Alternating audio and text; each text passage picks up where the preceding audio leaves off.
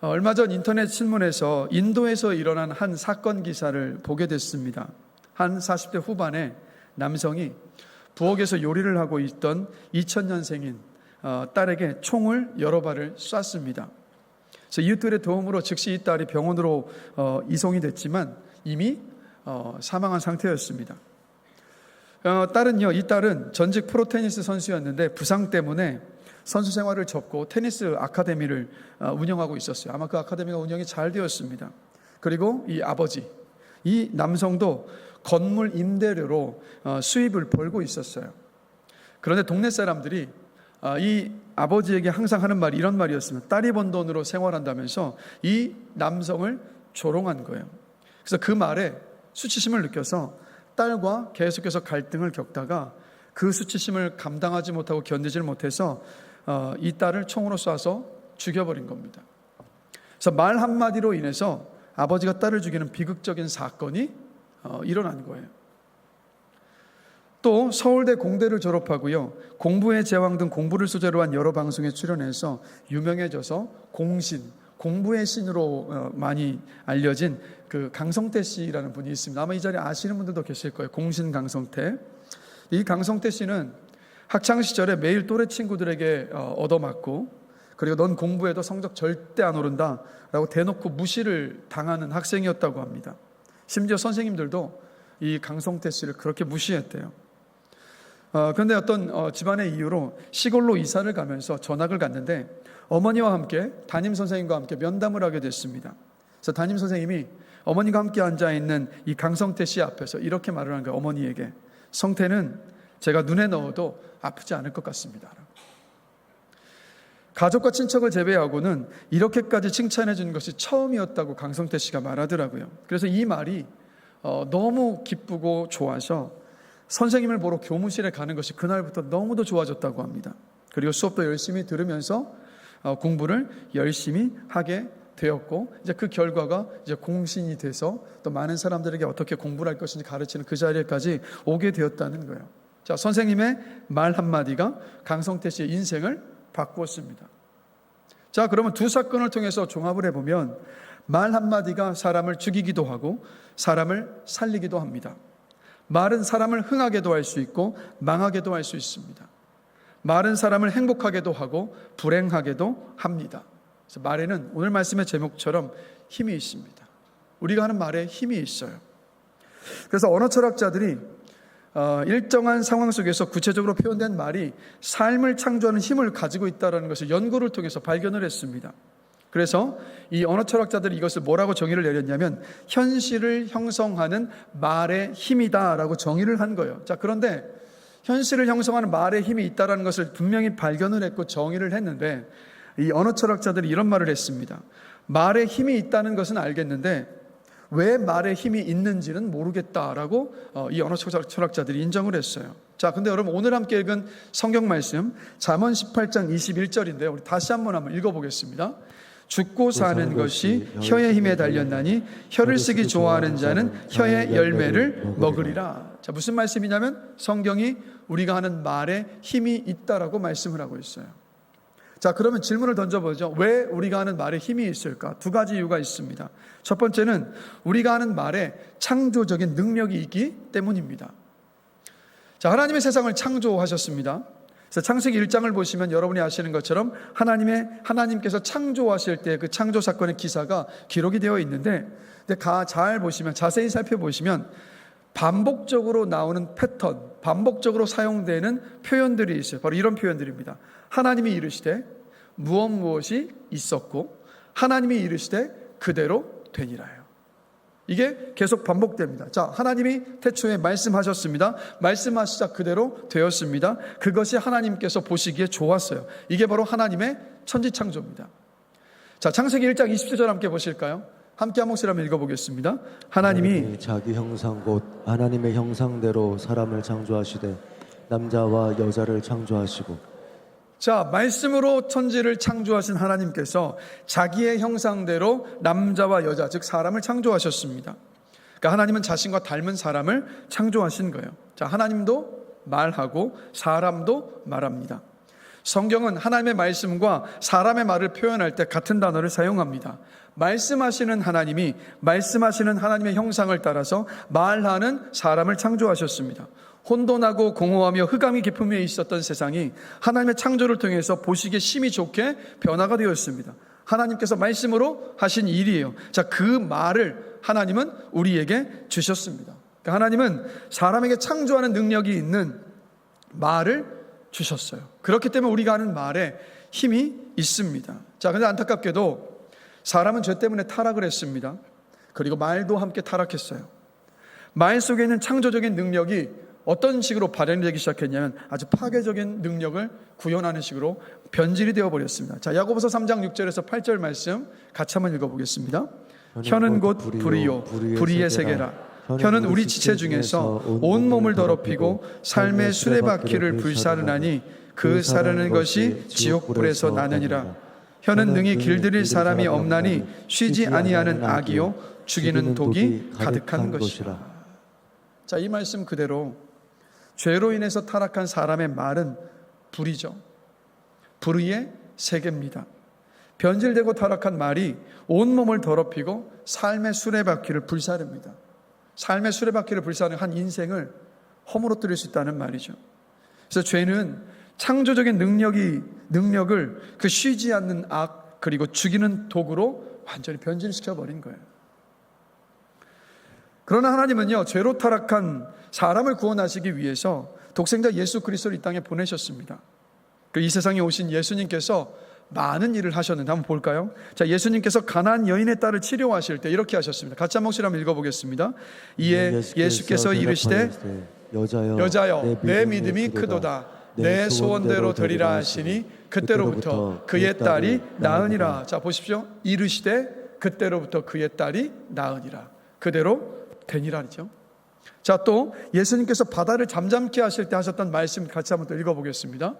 예수께서 깨어 바람을 꾸짖으시며 바다더러 이르시되 잠잠하라 고요하라 하시니 바람이 그치고 아주 잔잔하여지더라. 자, 똑같이 이르시되 그리고 바람이 그치고 아주 잔잔하여졌더라. 그대로 되니라. 자, 예수님께서 죽은 나사로를 살리실 때의 일입니다. 같이 한 목소리로 또 한번 읽어보겠습니다. 이 말씀을 하시고 큰 소리로 나사로야 나오라 부르시니 죽은 자가 수족을 배로 동인 채로 나오는데. 자, 똑같습니다. 부르시니 죽은 자가 수족을 배로 동인 채로 나오는데 그대로 되니라. 자, 보십시오. 이 땅에 오신 예수님의 이 사역의 패턴이 하나님께서 천지를 창조하셨던 사역의 패턴과 동일하다는 것을 우리가 볼 수 있어요. 예수님은 이 세상을 창조하신 하나님이십니다. 성경은 예수님께서 지으신 것은 하나도 없다라고 분명히 말씀하고 있습니다. 말씀으로 이 땅을 창조하신 하나님의 아들 예수님의 말 역시 창조적입니다. 창조하는 힘이 있어요. 예수님께서 말씀하시면 조금 전에 읽었던 그대로 말씀하시면 그대로 되었습니다. 그래서 여러분, 예수님께서 나를 대신해서 십자가를 지시고 죽으셨고 부활하셨다는 사실을 믿으면 우리 모두 구원의 은혜를 입습니다. 자, 그런데 우리가 예수 그리스도를 믿을 때 구원의 은혜만을 받은 것이 아니라 구원의 은혜를 입은 그 다음부터 잃어버린 하나님의 형상이 회복되기 시작합니다. 잃어버린 하나님의 형상이 회복된 그 과정 속에서 잃어버린 말의 창조적인 능력도 동일하게 회복됩니다. 그렇기 때문에 우리가 하는 말에 힘이 있는 거예요. 자, 두 번째로 우리가 하는 말에 힘이 있는 이유가 뭐냐면 한 목소리로 또 한번 읽어보겠습니다. 하나님이 입술의 열매를 창조하시는 분이기 때문입니다. 자, 이사야 57장 19절 말씀 함께 읽어보겠습니다. 입술의 열매를 창조하는 자 여호와가 말하노라. 입술의 열매를 창조하는 자 여호와가 말하노라. 하나님이 온 세상을 창조하실 때 무에서 유를 말씀으로 만들어내셨습니다. 그래서 아무리 보잘것없는 존재일지라도요, 하나님께서 그 존재를 들어서 새롭게 창조하시면 그 어떤 것과도 비교할 수 없는 귀한 존재가 됩니다. 오늘날도 하나님 그 일들을 이루어 가시는데 바로 예수 그리스도의 복음을 통해서 저와 여러분들을 그렇게 귀한 존재로 빚어내셨잖아요. 그러니까 하나님은 그래서 오늘도 우리 입술의 열매를 창조하십니다. 우리가 한 말의 열매를 창조하세요. 자, 사람이 할 수 없는 일을 전능하신 하나님께서 하십니다. 우리는 단지 하나님 믿고 말할 뿐인데 전능하신 하나님은 그것을 열매로 창조해 해내신다라는 거예요. 비유하자면 이렇습니다. 여러분, 사람은요, 우리 모두는 누구나가 다 하나씩 밭을 다 가지고 있습니다. 어떤 밭이냐면 우리 말의 씨를 심는 밭. 그리고 이 밭이 인생이에요. 그래서 이 밭에 우리는 날마다 매일같이 씨를 심습니다. 입에서 나오는 말이 바로 이 밭에 뿌려지는 씨예요. 그래서 이 밭에는 우리가 지금까지 살아오면서 뿌린 말의 씨가 지금도 자라고 있습니다. 어떤 것은 이제 막 싹이 돋아났고요. 어떤 것은 꽃이 활짝 피었습니다. 또 어떤 것은 열매가 익어서 추수를 기다리고 있습니다. 그 중에 어떤 열매는 우리가 이미 따먹기도 했습니다. 갈라디아서 6장 7절에서 사람이 무엇으로 심든지 그대로 거두리라라는 이 말씀은 입술의 열매를 추수하는데도 똑같이 적용이 됩니다. 우리가 축복을 심으면 복을 거습니다. 저주를 심으면 저주를 거습니다. 악을 심으면 재앙을 거둡니다. 칭찬을 심으면 영광을 거둡니다. 비판을 심으면 비판을 거둡니다. 용서를 심으면 평강과 사랑을 거둡니다. 부정적인 말을 심으면 부정적인 것을 거둡니다. 깨끗한 것을 심으면 깨끗한 것을 거두고 더러운 것을 심으면 더러운 것을 거둡니다. 자, 그렇다면 이렇게 입술의 열매를 거두게 하시는 분이 하나님이신데, 그럼 여러분, 누가 입술의 열매를 거둘까요? 누가 입술의 열매를 거둘까? 자, 잠언 18장 20절 말씀을 우리 한 목소리 한번 읽어보겠습니다.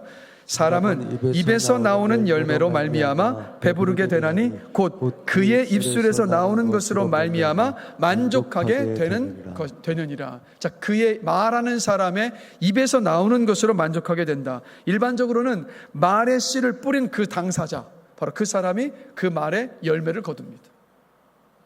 자, 또 시편 109편 17절 18절 말씀도 우리 한 목소리 한번 읽어보겠습니다.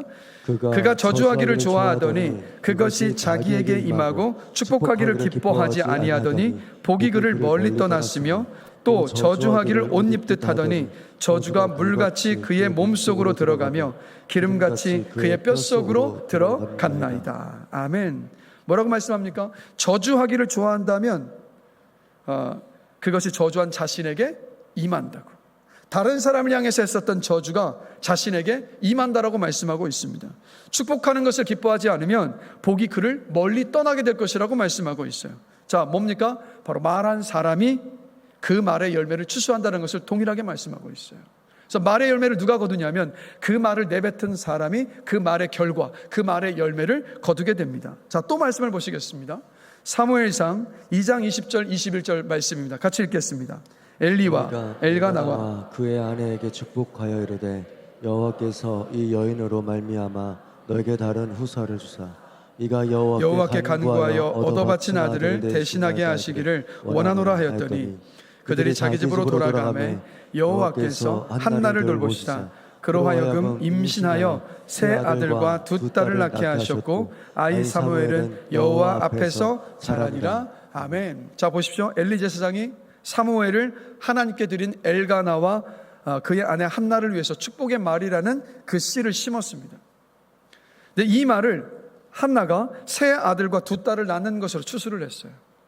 그러니까 제사장 엘리가 심은 말의 씨를 누가 거두었냐면 엘가나와 한나가 추수를 했습니다. 자, 그래서 말을 들은 사람이 그 말의 열매를 추수해요. 여러분 혹시 그 2000년대 활동을 했었던 가수 가운데 이소은 씨라고 혹시 아십니까? 가수 이소은 씨라고 있어요. 요 최근에 보니까 새로운 앨범을 내고 또 콘서트를 한다는 기사를 제가 봤는데, 사실 이 이소은 씨는 가수로서 은퇴를 하고 난 다음에 미국에서 국제 변호사로 지금도 활발하게 활동을 하고 있습니다. 근데 이 이소은 씨가 가수로서 은퇴를 하고 미국에 가서 로스쿨에 들어가서 공부를 하면서 첫 시험을 봤는데 그 로스쿨 학생들 가운데 꼴찌였습니다. 그래서 그 결과를 들고 이 이소은 씨가 펑펑 울면서 내가 이러려고 여기에 왔나, 내가 왜 이 고생을 하고 있나 하면서 참 마음이 힘들어서 괴로워하고 있었습니다. 근데 그 순간에 그때 이 이소은 씨를 잡아준 것은 뭐냐면 바로 아버지에게서 온 한 통의 메일이었어요. 그 메일에는 아버지가 이렇게 이소은 씨에게 썼습니다. 아빠는 너의 전부를 사랑하지 네가 잘할 때만 사랑하는 게 아니야. 이 말. 그래서 이 아빠의 말이요, 이소은 씨에게 용기를 주었고 그녀를 이렇게 세웠습니다.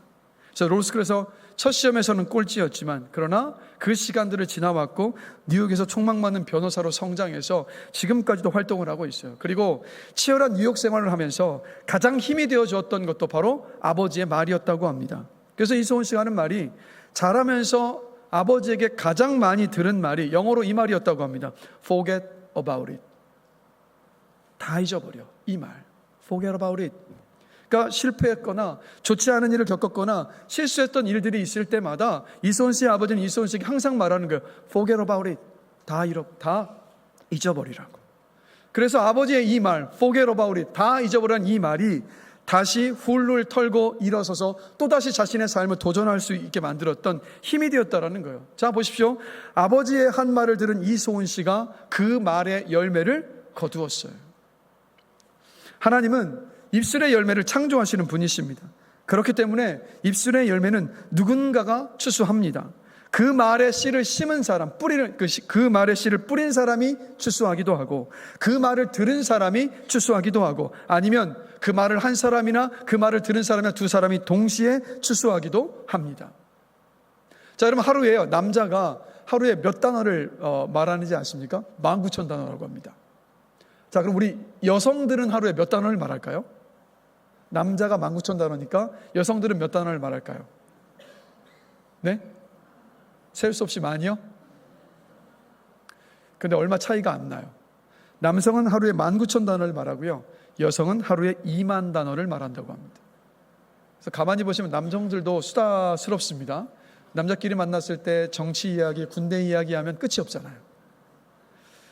자, 그렇다면 남자는 하루에 19,000단어, 여자는 하루에 2만 단어를 말합니다.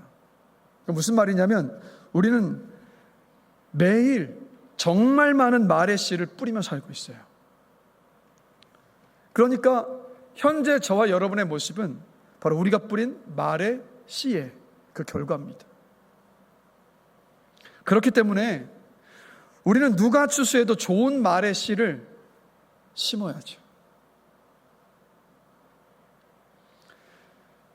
자, 말에 힘이 있는 이유를 제가 두 가지를 설명드렸습니다. 말에 힘이 있는 이유는 뭐냐면 창조적인 능력이 있기 때문입니다.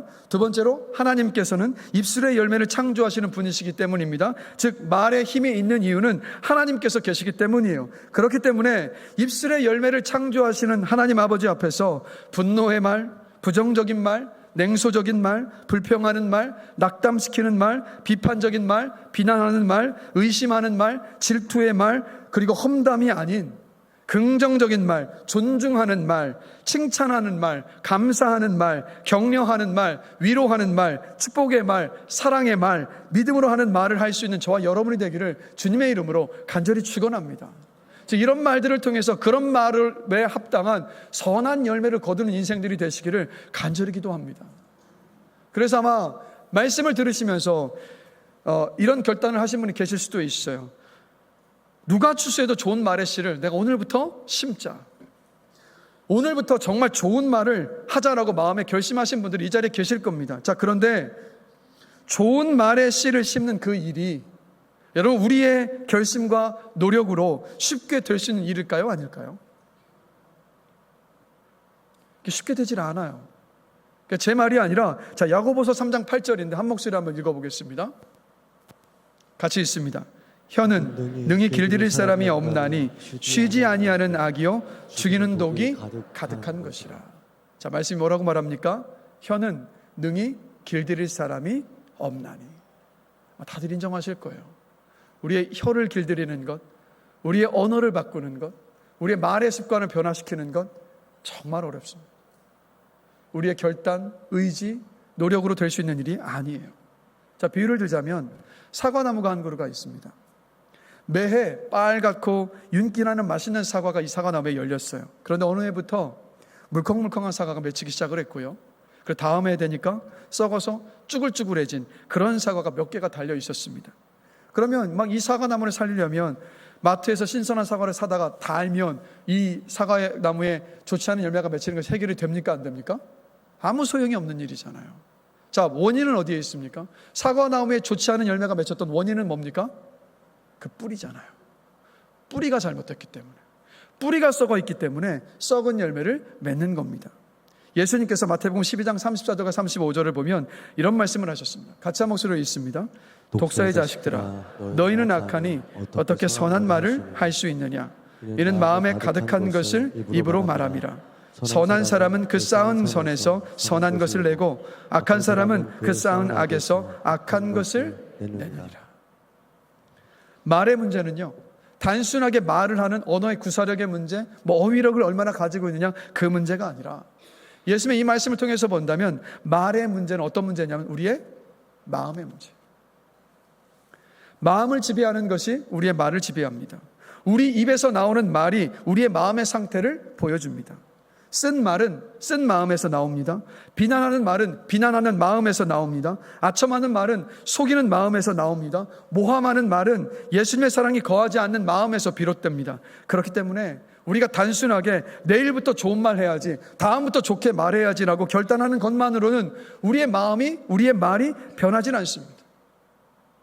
그렇다면 어떻게 우리의 말이 누가 추수해도 좋은 말이 될 수 있을까? 두 가지가 있어요. 첫 번째입니다. 같이 한 목소리 한번 읽어보겠습니다. 말씀의 공급이 있어야 합니다.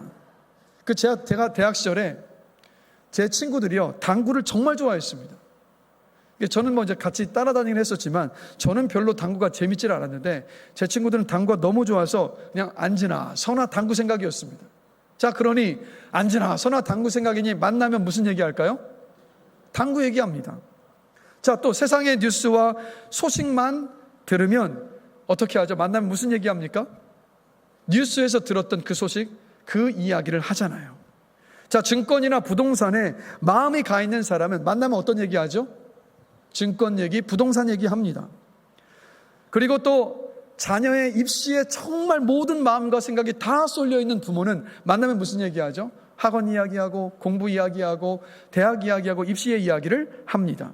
또 우리 오늘 중고등학생들 함께 예배하고 있는데 여러분, 우리 오늘날의 우리 중고등학생들을 보면요, 욕이요 너무 찰져요.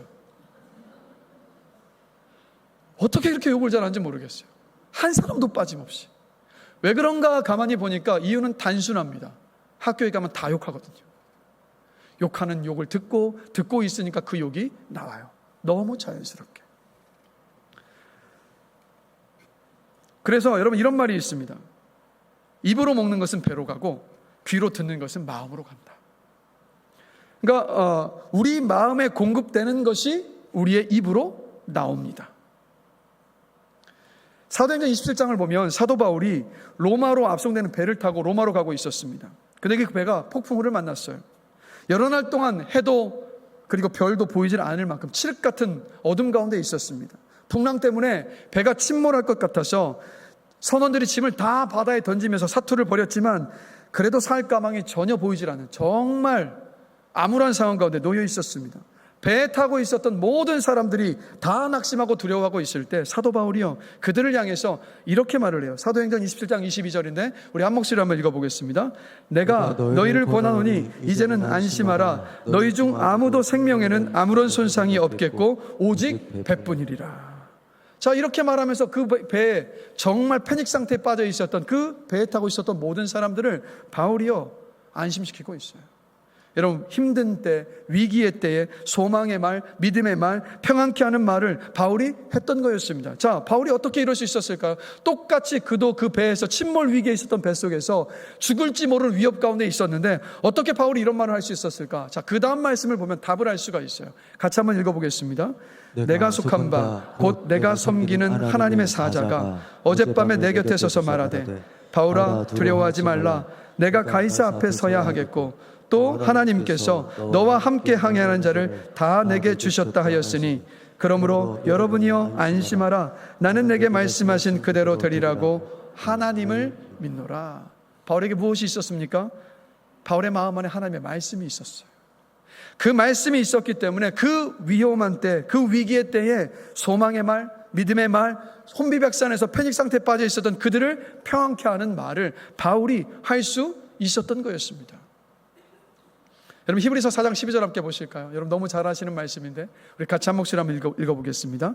하나님의 말씀은 살아있고 활력이 있어 좌우에 달 수 없는 어떤 검보다도 예리하여 혼과 영과 및 관절과 골수를 찔러 쪼개기까지 하며 또 마음의 생각과 뜻을 판단하나니. 아멘.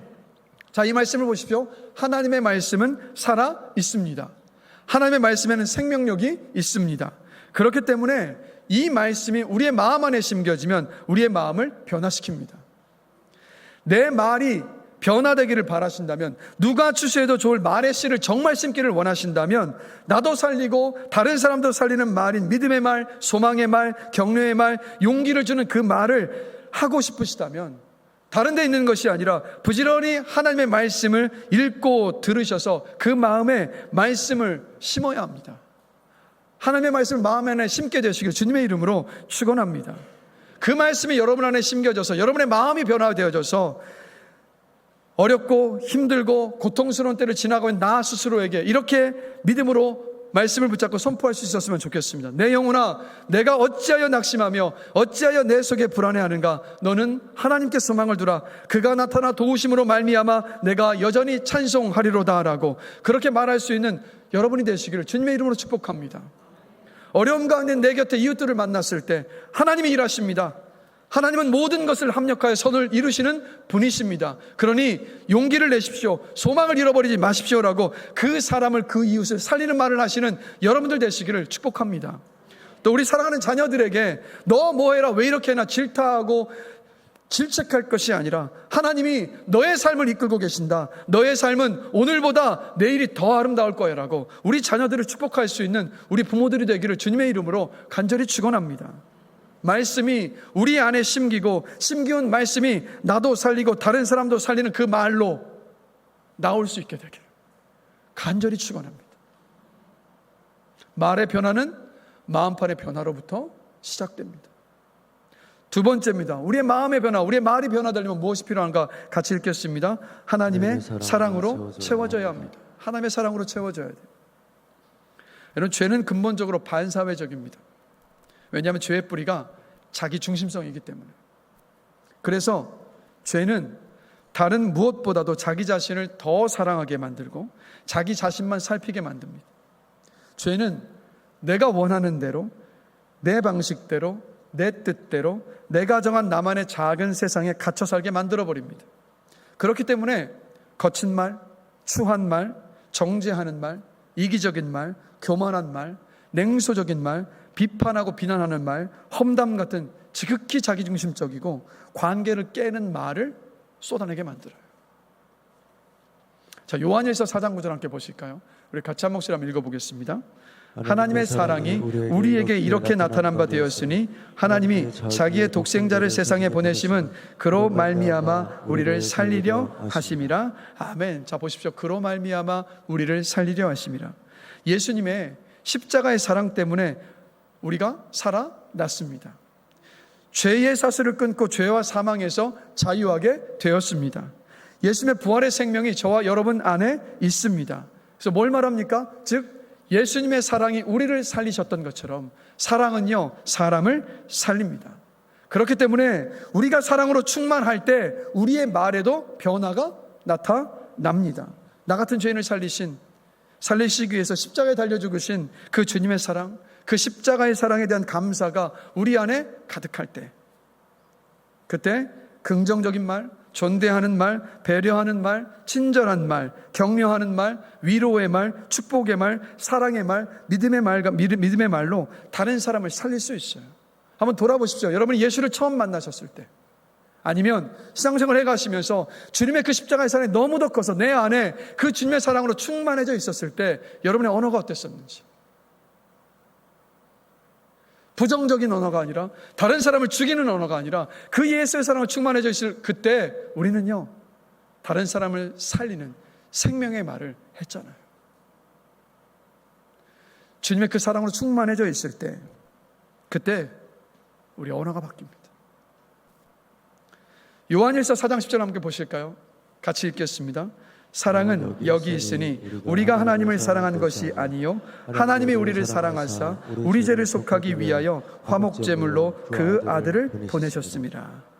요한복음을 보면 하나님은 사랑이심이라 라고 말씀합니다. 하나님은 사랑 그 자체이세요. 하나님은 사랑이십니다. 하나님 자신이 사랑이시기 때문에 그래서 우리를, 여러분을 사랑하십니다. 사랑받을 만하기 때문이 아니라 그냥 여러분을 사랑하시기로 작정하셨습니다. 여러분이 사랑받을 만하지 못해도 하나님은 여러분을 사랑하세요. 죄로 인해 지옥에 갈 수밖에 없었던 우리를 너무도 사랑하셔서, 그래서 하나뿐인 독생자 예수님을 이 땅에 보내주셨습니다. 그래서 여러분, 하나님은요 이미 우리에게 불같은 사랑을 주셨습니다. 우리를 향한 하나님의 불같은 사랑은 믿음으로 받아들이는 거예요.